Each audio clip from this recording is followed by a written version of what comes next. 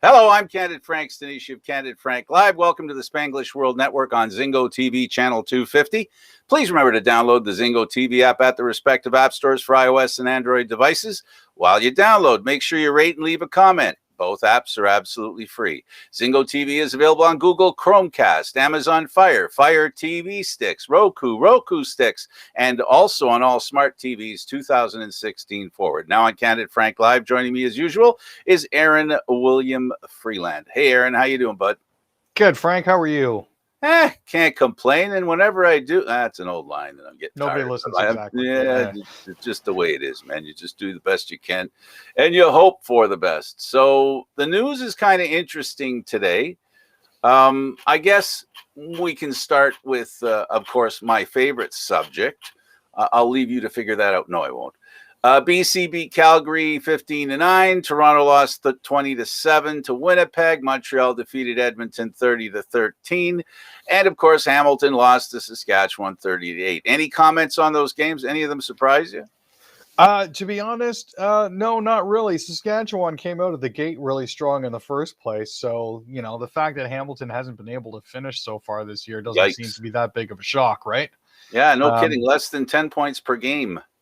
It's, the Argonauts, they played a crap game. I didn't really expect much out of them going into Winnipeg, to be honest with you. I thought there was a lot of hype surrounding the game, but at the same time, there are still a lot of kinks that the Argonauts need to work out. You can tell they have all the new personnel. So, yeah, my thing with them was they looked like they were unable to concentrate, trying too hard, and in effect, they were ineffective because they just didn't play the game they've been playing for years. It's the best way I can describe it. I was going to say, it seemed like they were trying to force it. They were, and it was clear. I mean, the chemistry between either quarterback and the receivers was not great. There was no predictability in the way the receivers ran their routes, and of course, because of that, you had like Bo Levi, and then Bo Levi Mitchell gets hurt, wanted to go on with the CFL. So he gets hurt. His Levi's are a little torn. Leg problem for him. Yeah, no, I noticed that he didn't quite seem to be himself. I wasn't sure if he'd done it earlier in the game or if he'd actually done it in the warm-up, but he definitely didn't look comfortable out there all game long. So they're saying it probably happened in the game against the Argos. Oh, really? So the previous week? Yeah, that's what they're saying. I think that's it. Anyway, the Rangers fans buy a billboard in Buffalo to urge Sabres to trade Jack Eichel. I mean, what? Oh, this was kind of funny. A bunch of Rangers fans pulled their cash to get a billboard saying, "Hey, aren't trade requests and rumors a pain in the neck? Hashtag free Jack." And the funniest part was they put it on the freeway, past the arena, headed out of town. Which kind of makes sense, right? If you're looking to get rid of the guy, let's put it right where he's going to see it as he's leaving. It was wonderful. To have fans of a road team do that kind of bad enough. Your own team does it to you, your own fans. Yikes. And then fans from another team. Oh God, yeah, no, it was absolutely hilarious. And the design that they have is perfect. It's at this corner of Scott and Chicago near KeyBank. So it's pretty obvious from the overpass. They're right by the arena. So. Oh boy. But you know what? Rumor has it he doesn't want to be in Buffalo. I mean, after the different reports that you hear about him wanting to go for neck surgery and the Sabres telling him, nah, you don't need it, we'll do this instead, and a whole bunch of like the lack of communication between them and him, I'm not entirely surprised that he wants out of town. So should Austin Matthews feel the same way about the Leafs, considering he's out for 6 weeks of the season with a wrist operation that could have been done much sooner? Well, a lot of that also rests on the player, though, when he actually wants to get it done. I mean, he won the Rocket with half wrists. You know what I mean? I know, but he can't win the Rocket sitting on the sidelines. Well, the good news is he should be done. He should be good to go by the time the season is really in full swing again. So, at least that's the hope. Okie dokie.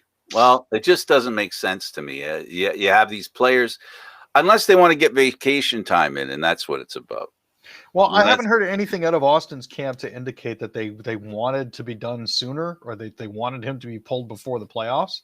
So I think they got it done as quickly after the season as they conceivably could have. Okie dokie. All right. Wild Fiala settled for 1-year deal.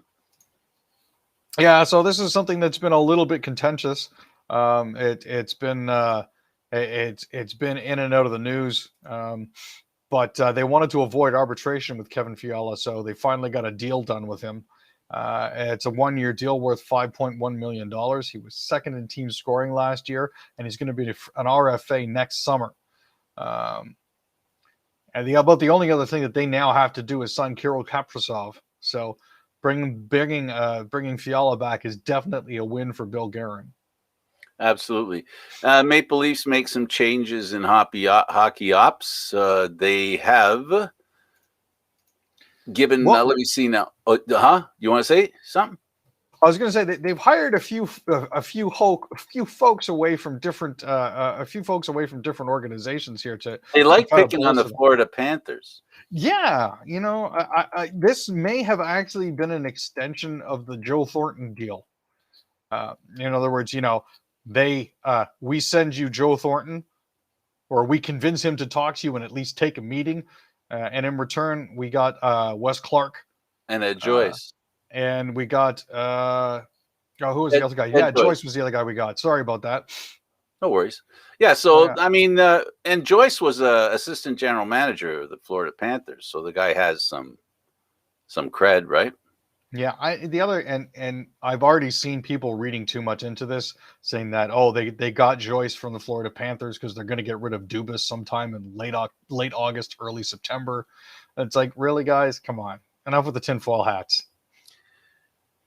If they're going to get rid of Dubas and they're going to bring somebody else without general manager experience, they deserve to not make the playoffs for the next few years. That's all I can say. Blue Jays outfielder Teoscar Hernandez named AL Player of the Week. That's 2 weeks that's the third week in a row that a Blue Jay is the Player of the Week. Yeah, it's actually nice to see that they've been managing to pick up a little bit in that regard. After Springer had a monster week, and apparently now he's injured again. So Hernandez is now stepping up in his absence. So, we'll have to see where this all goes from here. I don't actually recall what Springer's injury was. Do you remember what it was, Frank? Ankle. Was it an ankle? I think so. It looked like an ankle, leg, lower body injury, to use hockey term. Trade rumors, Raptors to keep hold of Pascal Siakam. It's getting wilder and wider. More and more teams are interested in Siakam, and it seems like it's one of those things where a team asks about him, and then other teams go, wait, hang on, he's available? Yeah, I thought that was a little bit interesting. But again, it seems like people weren't interested until they mentioned that teams might be interested, and all of a sudden, ears go up. In more basketball news, the Canadian Elite Basketball League named Scarborough Shooting Stars as their 8th franchise. So this is a bit of a boost. The CEBL is supposed to be sort of a farm league along the lines of the G League for the NBA. So adding a team in Scarborough is actually a very decent idea because it's pretty close to Toronto. It's the opposite side of the city from Raptors 905, right? Technically speaking, almost the same area code, so it could work out. And there is a deep interest in the game of basketball in Scarborough. Yeah, and it's there's actually 2 individuals involved. One is Nicholas Carino, who is a founding member of Drake's October's Very Own brand, or OVO. As we know, Drake is involved as one of the ambassadors with the Raptors, and their practice facility out by Medieval Times is also associated with OVO. And there's also Sam Ibrahim, who is the co-founder of Playground Capital, which is a privately owned basketball complex in Scarborough. And so they've already got the facilities that they need, and they've got the financial wherewithal and backing for it. So, and I think community interest as well. Definitely. Dejan Buchanan comes as advertised, helps New England defeat Toronto FC 2-1. Yeah, this wasn't really unexpected. The New England Revolution. Best game in the league. Yeah, I was going to say it's going to happen. Unless they're 110% on their game, they're not going to win. And it doesn't look like they were where they needed to be in order to take this game. So they played well. 2-1 is not shameful. A good display, just not the result. No, not quite the finish they needed. Vancouver Whitecaps say 3 academy players assaulted in racially motivated attack. Did you hear about this one?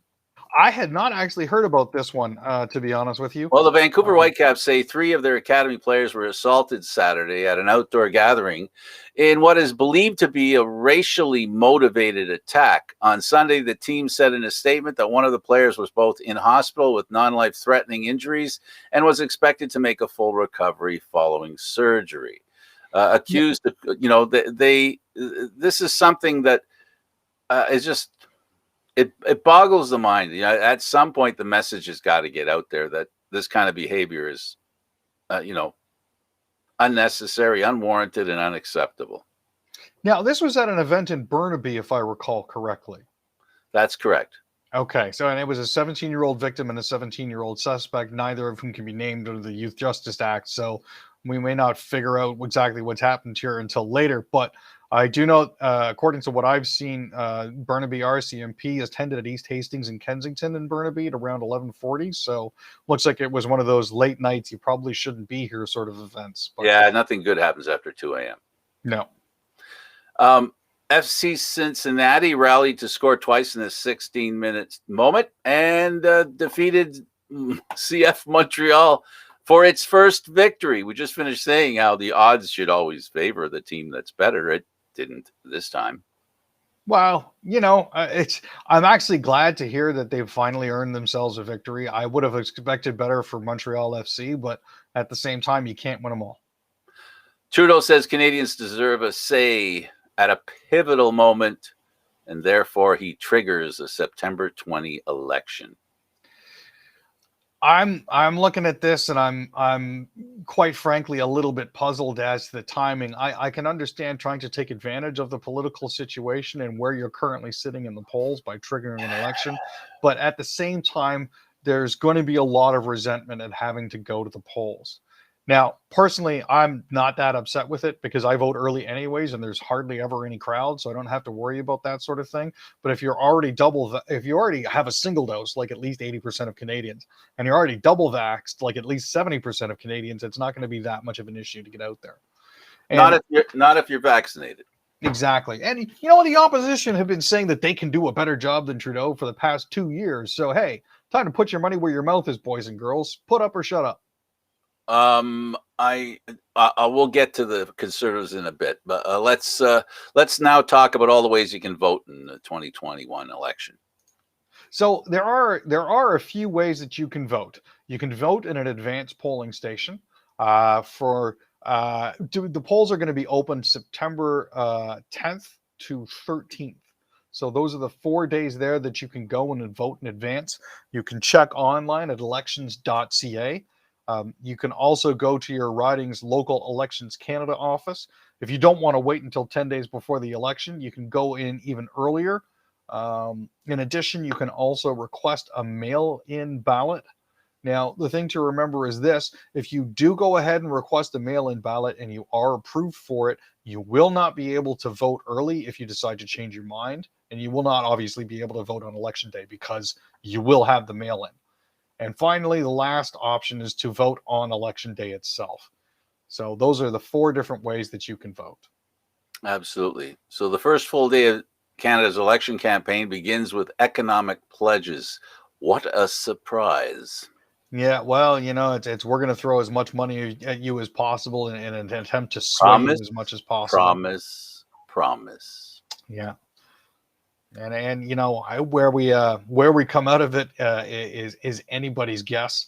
But a lot of the plans we're looking at, they're looking at promising anywhere from $250 to $350 billion worth of spending over their first 4-year mandate. There we go. I'm tripping over my own words here. There's a lot to go through. The Conservatives have actually dropped a 160-page election platform. I'll be taking the time to go through that. I'll be struggling to keep myself awake. It's 160 pages of political baffle gab.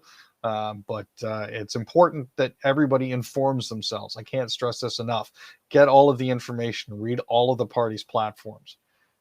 Commercials are nice. Debates are nice. But get to the meat of it. And then make a then make a determination as to how much of what they said you can believe.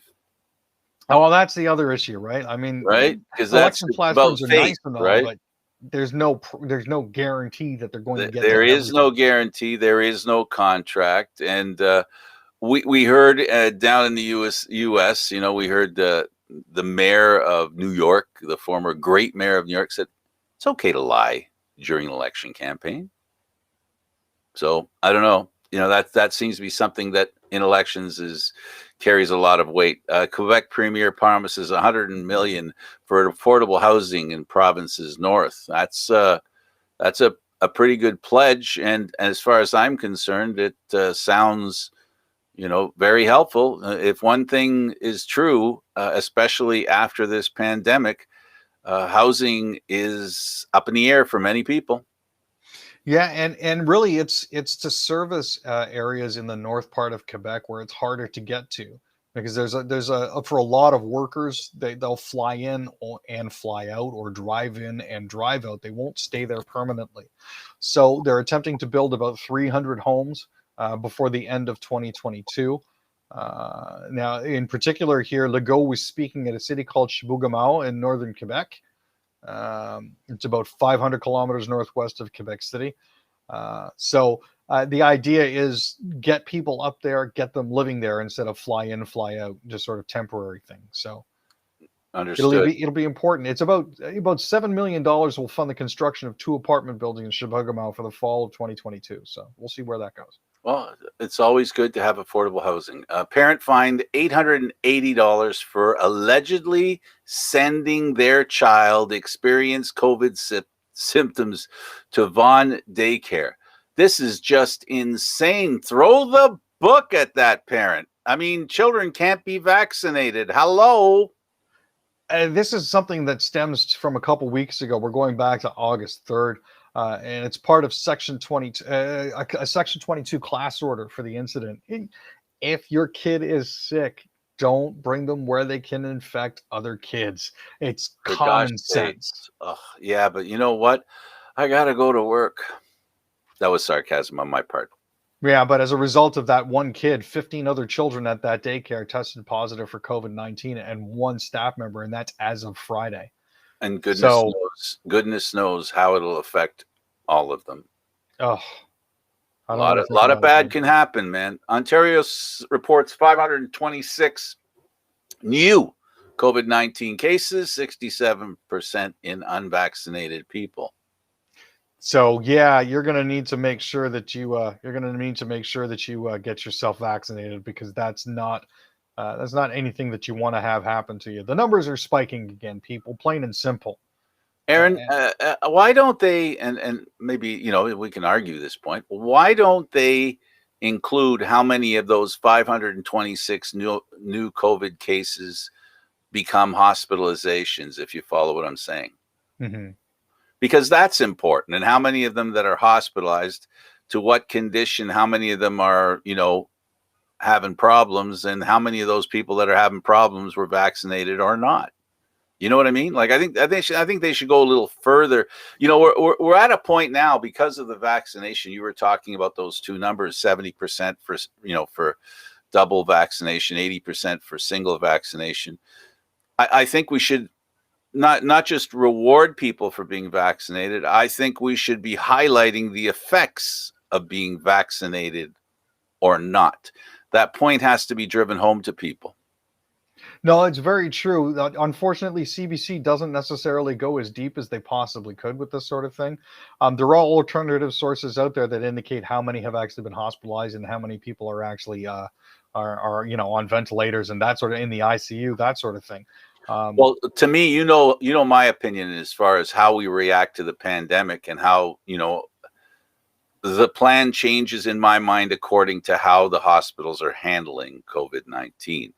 And we shouldn't. And the other thing is, now at this point, we shouldn't be talking about 95% is okay of a hospital being occupied by COVID cases.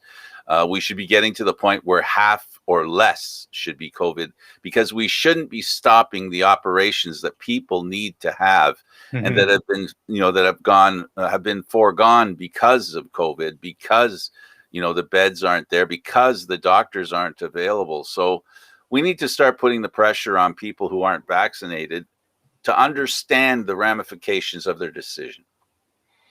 Indeed. The problem is a lot of these people won't listen to that in the first place. They're not inclined to think about anything really, it seems, outside of themselves.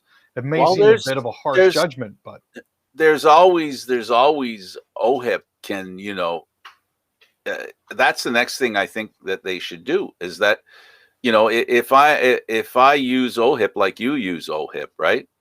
There are certain things that we're, not allowed to do, or, we end up paying for, you're responsible for your own health to a degree. The whole idea of our health system is to ensure that unforeseen illnesses that are, that we can't do anything about, they help us with. But if there's things that you can do to prevent illness, then you should be responsible for preventing illness. And if you can't, in the US, they're talking about insurers charging a premium to people who aren't vaccinated, because a visit to the hospital there for COVID is upwards of $1 million per person. Well, I mean, that's the thing. If you're deliberately not taking action for something that could potentially prevent your hospitalization, you should pay full freight. If you don't think COVID is real, or you don't believe the science, or you don't believe the doctors, then why would you believe hospitals when they try to make you better? Yep. And if you choose to take risk or elevating risk of your good health, you should be responsible for that, not everyone else. 7 killed in Kabul airport chaos as Taliban patrols capital. In fact, they're using American vehicles to crowd control outside the airport. So things have really shifted. There are two halves to the airport. There's actually a military side and a civilian side, and there's actually significant bleed over because there are so many people that are actually trying to leave Kabul now through the main airport. The U.S. military has actually been firing warning shots to keep people away. There's footage out there of people trying to climb onto planes, and this is because of the American drawdown. And concerns that people were on the plane when it took off, and a couple anyway, at least 2 that think might have fell off the airplane. This is tragic. This goes back to Hanoi, to Vietnam. I can remember those pictures of people hanging on to helicopters while they were lifting off from the U.S. embassy.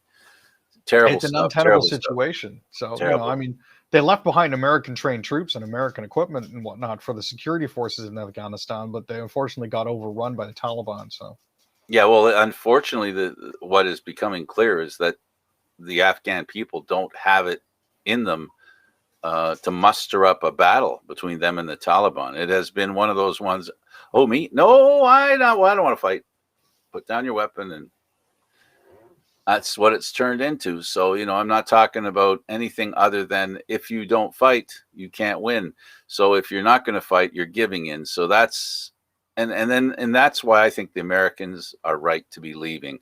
They can't force feed a way of life to a people who don't want that way of life, don't think of it as necessary. If you give it to me, I'll take it, but I don't want to work for it. I don't want to sacrifice for it. And we all know that every democracy is based on people's sacrifice, right? Yeah. And you know what? I'll be honest with you. I think that they've been there far too long.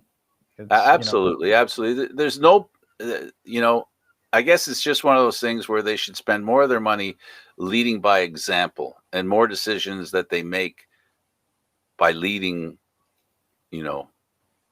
as an example. Malaysia PM resigns after failing to get majority support. Yeah, so this was a deal where basically he said, if I can't get the full support of the people, then I'm going to step down. I obviously don't have a mandate to do that sort of thing. So he failed to garner enough support in the parliament and resigned 18 months into his tenure, becoming the shortest ruling leader after conceding that he lost the majority support to govern. Thank you, Aaron. This was a great show. I appreciate all your work. Thank you, Frank. Appreciate the help. He's Aaron William Freeland. I'm Candid Frank Stanisci. Thank you for watching Candid Frank Live. Aaron Mondays, Wednesdays, and Fridays at 6 p.m. Eastern Standard Time. This show can also be heard on the Spanglish World Radio Network. For Candid Frank Live, other news, entertainment, and sports programming we offer, please check out SpanglishWorld.ca. Spanglish World. Watch it, hear it, read it, download it, and live it. Thank you for watching. Ciao for now.